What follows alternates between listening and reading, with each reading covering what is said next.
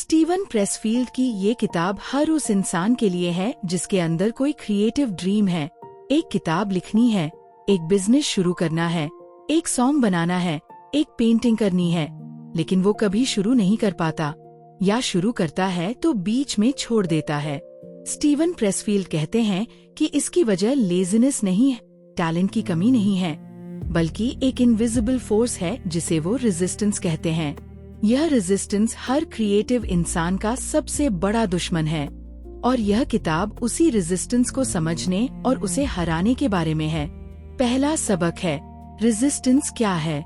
Steven Pressfield कहते हैं कि रेजिस्टेंस एक यूनिवर्सल फोर्स है जो हर उस काम के खिलाफ काम करती है जो आपके ग्रोथ के लिए, आपके हायर पर्पस के लिए इम्पोर्टेंट है।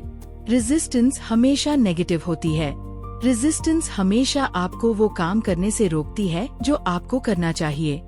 रेजिस्टेंस कभी थकती नहीं, रेजिस्टेंस कभी सोती नहीं, और सबसे इम्पोर्टेंट, रेजिस्टेंस जितना ज्यादा आपको किसी काम से रोकती है, उतना ज्यादा वो काम आपके लिए इम्पोर्टेंट है। दूसरा सबक है, रेजिस्टेंस के रूप। स्टीवन प्रेसफील्ड कहते हैं कि रेजिस्टेंस कई फॉर्म्स में आती है। प्रोक्रास्टिनेशन यानी काम को टालना, यह रेजिस्टेंस का सबसे कॉमन रूप है। सेल्फ डाउट, मैं इतना टैलेंटेड नहीं हूँ। फियर ऑफ फेलियर, अगर फेल हो गया तो। Distraction, social media, TV, gossip, और सबसे डेंजरस, रैशनलाइजेशन, यानी खुद को कन्विंस करना कि अभी सही वक्त नहीं है, पहले ये हो जाए फिर करूँगा। ये सब रेजिस्टेंस के हथियार हैं। तीसरा सबक है, टर्निंग प्रो यानी प्रोफेशनल बनो। स्टीवन प्रेसफील्ड कहते हैं कि रेजिस्टेंस को हराने का एकमात्र तरीका है प्रोफेशनल माइंडसेट अडॉप्ट करना। एक एमेच्योर और एक प्रोफेशनल में क्या फर्क होता है? एमेच्योर तब काम करता है जब मूड हो, प्रोफेशनल हर दिन काम करता है, चाहे मूड हो या नहीं। एमेच्योर रिजल्ट्स की परवाह करता है, प्रोफेशनल प्रोसेस की परवाह करता है। एमेच्योर क्रिटिसिज्म से घबराता है, प्रोफेशनल क्रिटिसिज्म से सीखता है। जिस दिन आपने प्रोफेशनल माइंडसेट अडॉप्ट किया, उसी दिन रेजिस्टेंस कमजोर होने लगती है। चौथा सबक है, showing up every day. Steven Pressfield कहते हैं कि सबसे इम्पोर्टेंट हैबिट है हर दिन अपने काम पर शो अप करना, चाहे आप इंस्पायर्ड फील करो या नहीं, चाहे आपका काम अच्छा हो या बुरा, बस शो अप करो और काम शुरू करो।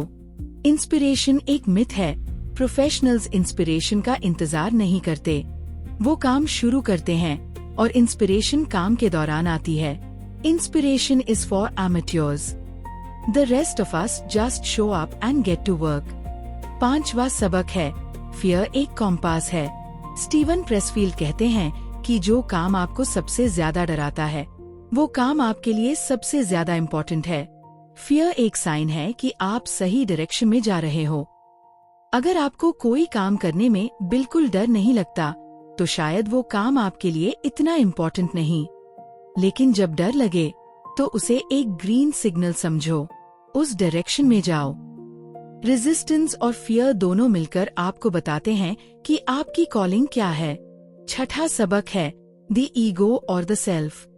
स्टीवन प्रेसफील्ड एक स्पिरिचुअल डायमेंशन ऐड करते हैं। वो कहते हैं कि हमारे अंदर दो एंटिटीज हैं, ईगो और सेल्फ। ईगो वो है जो इस मटेरियल वर्ल्ड में एग्जिस्ट करता है, जो डरता है, जो अप्रूवल चाहता है, जो कंफर्टेबल रहना चाहता है।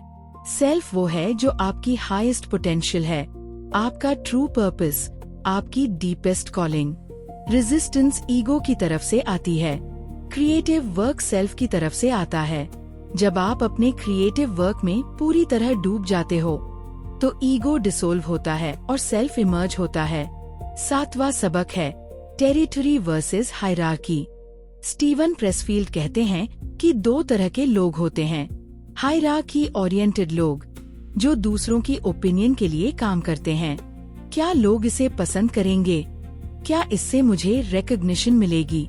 टेरिटरी ओरिएंटेड लोग, जो अपने काम के लिए काम करते हैं, वो अपने काम को इसलिए करते हैं क्योंकि वो करना जरूरी है, चाहे कोई देखे या न देखे। स्टीवन प्रेसफील्ड कहते हैं, टेरिटरी ओरिएंटेड बनो, अपने काम को खुद के लिए करो, बाकी सब फॉलो होगा। इस किताब का सार यही है, रेजिस्टेंस रियल है, पावरफुल है और यूनिवर्सल है, लेकिन यह अनबीटेबल नहीं है। हर दिन शो अप करो, प्रोफेशनल माइंडसेट अडॉप्ट करो, फियर को कॉम्पास की तरह उसे करो और अपने काम को खुद के लिए करो। जिस दिन आपने रेजिस्टेंस को पहचान लिया, उसी दिन से आप उसे हराने लगते हो।